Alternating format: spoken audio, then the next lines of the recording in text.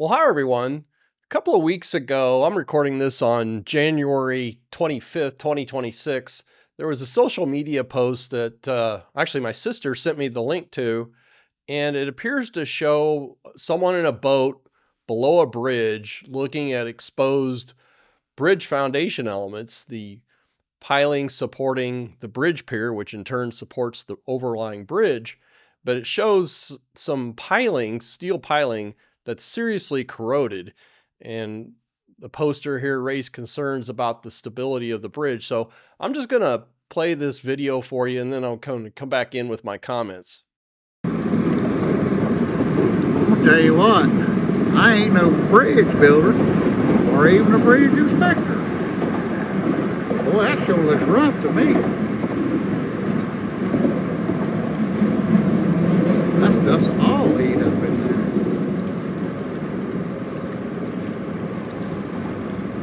That ain't holding nothing. Ooh. Look at that. Look at them over there.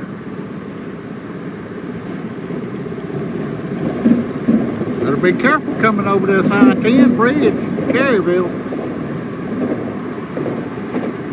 Alright. All them's eat up too.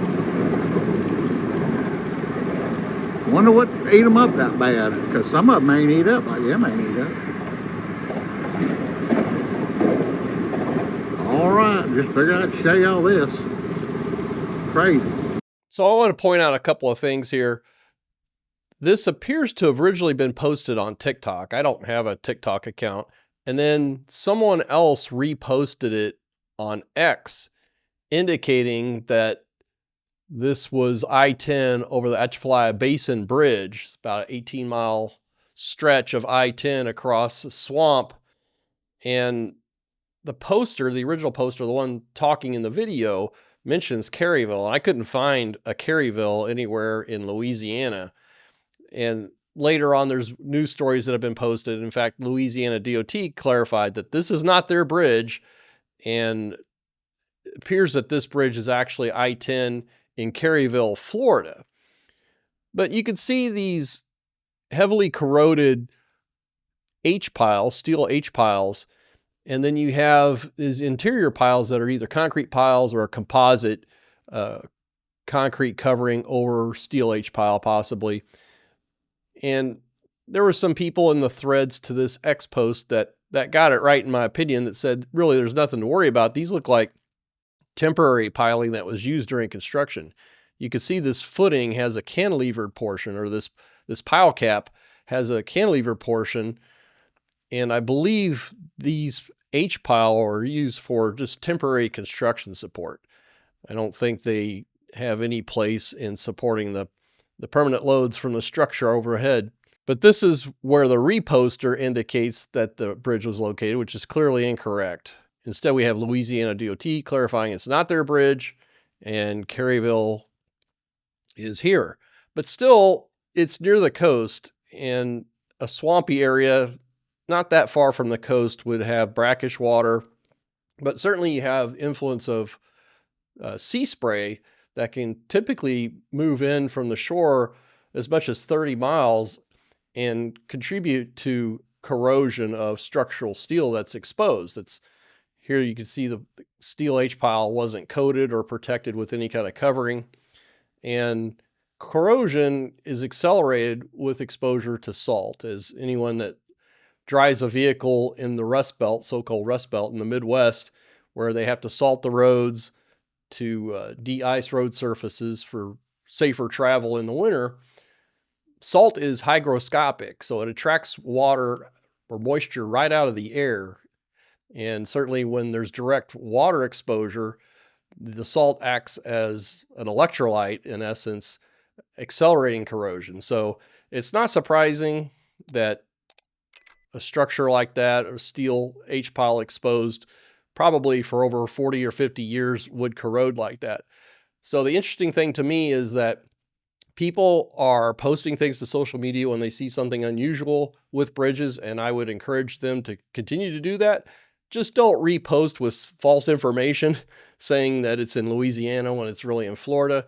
The original poster was clear that it was Caryville, and it would have helped if he had mentioned Florida, but he mentioned he's not a professional bridge inspector or anything like that. But I think it is very important for the public to call out apparent deficiencies or concerns they may have with the bridge. And I'll give you a real important example. This is the collapse of the Fern Hollow Bridge in January 2022. And these columns were made of weathering steel, and they were non-redundant elements supporting the bridge. And this is the type of corrosion. This was what's called weathering steel. So there's a surface layer of rust that forms and will protect the structural steel member from further corrosion as long as water isn't ponding or continually in contact with the structural steel element. And clearly this wasn't the case here. You had reportedly road salts that were dissolved in meltwater or rainwater that would go along this column here and pool on surfaces of the structural steel, contributing to extensive corrosion. This corrosion was documented in numerous inspection reports, and nothing was done by the bridge owner, by city officials, state officials. And then you had this nightmare scenario where the bridge collapses while there's traffic on the bridge. In fact, there's this articulated bus, so basically two buses joined together going across the bridge. And this is something out of a movie, because there was a forward-facing camera and a rear-facing camera that captured the collapse of the bridge immediately behind the bus as it was traveling across the bridge. So we'll see some images there. This is from NTSB and their report, and it's just unbelievable. So this is the rear-facing camera. The bus is traveling from west to east, and you can see the collapse on the west side of the bridge, the guard railing dropping, the bridge deck breaking in half, and that collapse propagates just to the front of the bus at the other abutment, and they managed to stop in time. There was a big drop off here. I mean, completely nightmare fuel. So my point is, it's not enough for professional inspectors to document deficiencies and then let city or state officials just sit on the results. And that's where the public comes in if they're responsible about reporting these episodes, even if it is social media, if they're accurate posts done in good faith. So I would encourage people to continue to do that, especially as our infrastructure continues to age out in this country. We're not replacing bridges nearly at the rate that we need to, in my opinion. So with that, I thought I'd give a quick book recommendation. I recently read The Travels, Marco Polo. This book was written in 1298, and it's really interesting to me. It documents the travels of Marco Polo along the Silk Road into China. And it's interesting as a modern day reader to understand things that he was referring to. There's a reference to a vest that was cleaned by burning it in fire. And it's apparent that he was talking about a vest that was made out of asbestos fibers. But little things like that, it's really insightful. There's a lot of dating advice in here that I don't know. I don't think it's held up over the years, but it's pretty interesting nonetheless. So check it out if you like. There's a link in the description. With that, I'd like to send a shout out to those of you who've contributed to Buy Me a Coffee. That's an excellent way to support this channel. I also want to send a shout out to the channel members and those of you who've contributed to Super Thanks, additional great ways to support the channel. So I have a variety of videos coming up on many topics, so please stay tuned.